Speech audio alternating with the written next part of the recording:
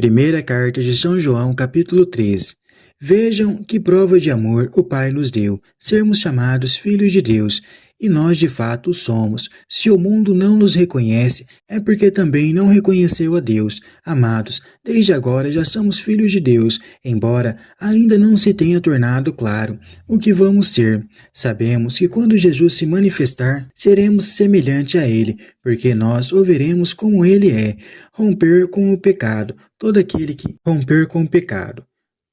que deposita a esperança em Jesus se purifica para ser puro como Jesus é puro. Todo aquele que comete pecado comete também violação da lei, porque o pecado é a violação da lei. Mas vocês sabem que Jesus se manifestou para tirar os pecados e que nele não existe pecado. Todo aquele que nele permanece não peca. Todo aquele que peca não viu nem o conheceu. Filhinhos, que ninguém desencaminhe vocês. Quem pratica a justiça é justo, assim como Jesus é justo. Quem comete o pecado pertence ao diabo, porque o diabo é o pecador desde o princípio. Foi para isto que o Filho de Deus se manifestou, para destruir as obras do diabo. Todo aquele que nasceu de Deus não comete pecado, porque leva dentro de si a semente de Deus. Não pode pecar, porque nasceu de Deus. Desse modo, torna-se claro quais são os filhos de Deus e quais são os filhos do diabo.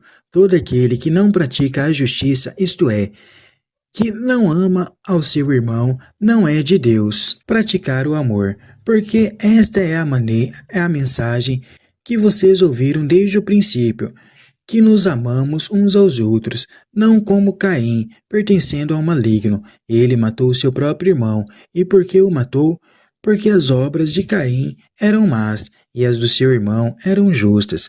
Não estranhem, irmãos, se o mundo odeia vocês. Nós sabemos que passamos da morte para a vida, porque amamos aos irmãos. Quem não ama permanece na morte.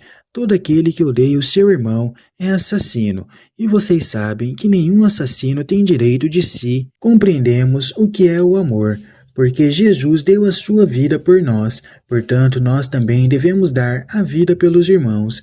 Se alguém possui os bens deste mundo e vendo seu irmão em necessidade, fecha-lhe o coração. Como pode o amor de Deus permanecer nele? Filhinhos, não amemos com palavras, nem com língua, mas com obras e de verdade. Desse modo, saberemos que estamos do lado da verdade e diante de Deus poderemos tranquilizar nossa consciência, e isso mesmo que a nossa consciência nos condene, porque Deus é maior do que a nossa consciência, e Ele conhece todas as coisas.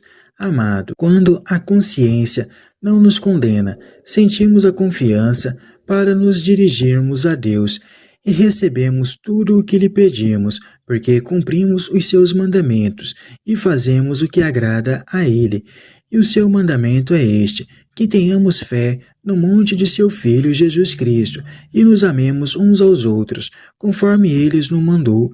Quem cumpre os mandamentos dele está com Deus e Deus está com ele. Assim, graças ao Espírito que ele nos deu, reconhecemos que Deus está conosco. Praticar a justiça é amar o irmão. Esta é a vida na graça de quem conheceu a justiça de Deus, seu amor pelos homens, revelada em Jesus Cristo.